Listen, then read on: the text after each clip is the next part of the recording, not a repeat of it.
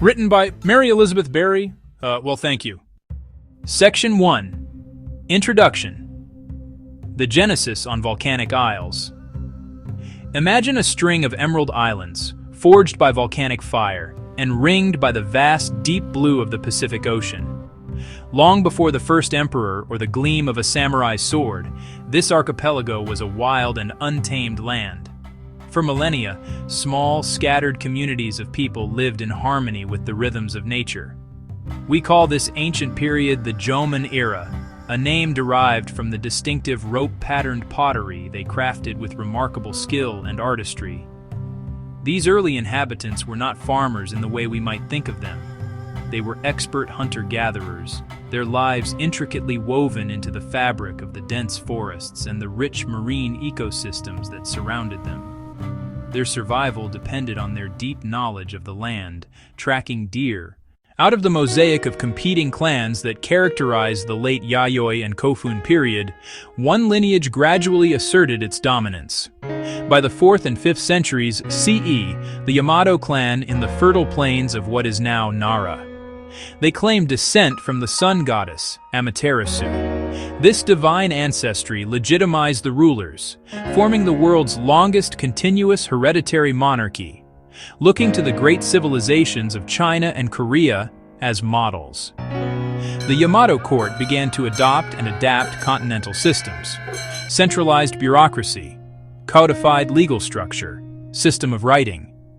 The importation of the Chinese writing system was a monumental turning point, allowing for official records, the compilation of laws, the recording of history and mythology. Around the 6th century, Buddhism arrived from the mainland. Buddhism brought complex philosophical doctrines. While the imperial court in Kyoto was absorbed in its world of poetry and aesthetic refinement, a dramatic power shift was taking place in the provinces. The central government's control over the countryside had weakened, and powerful provincial landholders found it necessary to hire private armies to protect their estates and enforce their authority. These skilled and disciplined fighters, bound by a strict code of honor and loyalty known as Bushido, the way of the warrior, came to be known as the samurai. Their power grew steadily, not from elegant calligraphy or courtly rank, but from the strength of their arms, their mastery of the bow, the sword, and their unwavering allegiance to their lords. The delicate balance of power was tipping away from the aristocrat's brush and toward the warrior's blade. By the late 12th century, this gradual shift erupted into open conflict. After a century of brutal civil war that left the country fractured and exhausted, Japan was finally unified by 3 of its most formidable historical figures: Oda Nobunaga, Toyotomi Hideyoshi, Tokugawa Ieyasu. It was Ieyasu who, after his decisive victory at the Battle of Sekigahara in 1600, established a new shogunate that would bring an unprecedented era of stability to the islands. In 1603, he founded the Tokugawa shogunate, moving the seat of military power to his castle town of Edo, a small fishing village that would one day grow into the metropolis of Tokyo.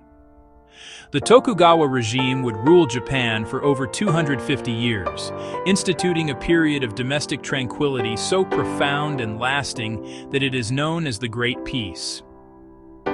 To secure this peace and prevent any future challenges to their authority, the Tokugawa shoguns implemented a series of brilliant and restrictive policies.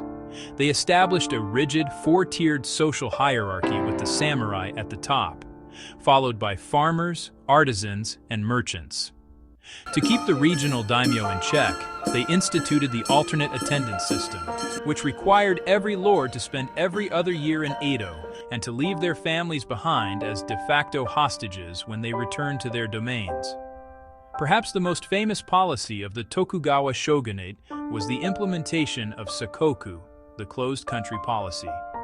And foreign contact was restricted to a single, tightly controlled Dutch trading post on the artificial island of Dejima in Nagasaki Harbor. Section 5. The End of Isolation. Black ships and the Meiji Revolution. The tranquil, self-contained world of Tokugawa Japan was shattered in July 1853. smoke and steam from the ships. This fleet was commanded by Commodore Matthew C. Perry. He carried a letter from the United States President demanding Japan open its ports to American trade. Perry's arrival sent a seismic shockwave through Japanese society. In 1868, the forces of the imperial loyalists triumphed. The last Tokugawa shogun abdicated. The teenage Emperor Meiji was restored to power. The Meiji Restoration was the beginning of a full-scale national revolution. Instead, they adopted a new slogan, Fukoku Kyohei, enrich the country, strengthen the army. In the span of a single generation, Japan transformed into a centralized, industrial nation-state with a powerful military and growing ambition. Section 6. Empire and Aftermath, Expansion, War, and Ruin. Having successfully modernized its military and industrialized its economy, Japan began to emulate the Western powers in another way, by building an empire. In the Sino-Japanese War of 1894 to 1895, Japan's new, modern army and navy won a shockingly swift victory. A decade later, Japan stunned the world by defeating a major European power in the Russo-Japanese War of 1904 to 1905, which it would formally annex in 1910. During the 1920s, Japan experienced a brief period of liberal democracy known as Taisho democracy. But the global economic depression of the 1930s, coupled with rising protectionism abroad, created a fertile ground for radical ultranationalism. In 1931, the army staged an incident in Manchuria, using it as a pretext to conquer the entire region and establish the puppet state of Manchukuo, an act that drew condemnation from the League of Nations and pushed Japan further down the path of international isolation. To neutralize the United States Pacific Fleet, which stood as the primary obstacle to its ambitions, Japan launched a surprise attack on Pearl Harbor on December 7, 1941. The tide of the war turned against Japan. In a final terrible act to end the war, the United States dropped an atomic bomb on the city of Hiroshima on August 6, 1945, and on Nagasaki on August 9, 1945. Section 7. The Phoenix Rises, Post-War Miracles and Modern Identity. The Japan that emerged from the ashes of 1945 was a nation utterly broken. A new constitution was drafted, renouncing war as a sovereign right of the nation, establishing a parliamentary democracy. Instead of succumbing to defeat, the Japanese people channeled their formidable discipline and capacity for collective effort into the monumental task of rebuilding.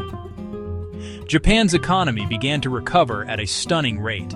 This economic miracle was driven by a focus on education, a high savings rate, the adoption of cutting-edge technology, a powerful work ethic.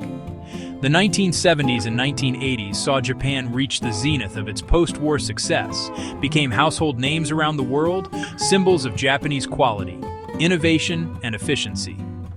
This period saw a remarkable blending of tradition and modernity. Today, on this day in 2025, Japan stands as a mature, peaceful, and highly advanced democracy,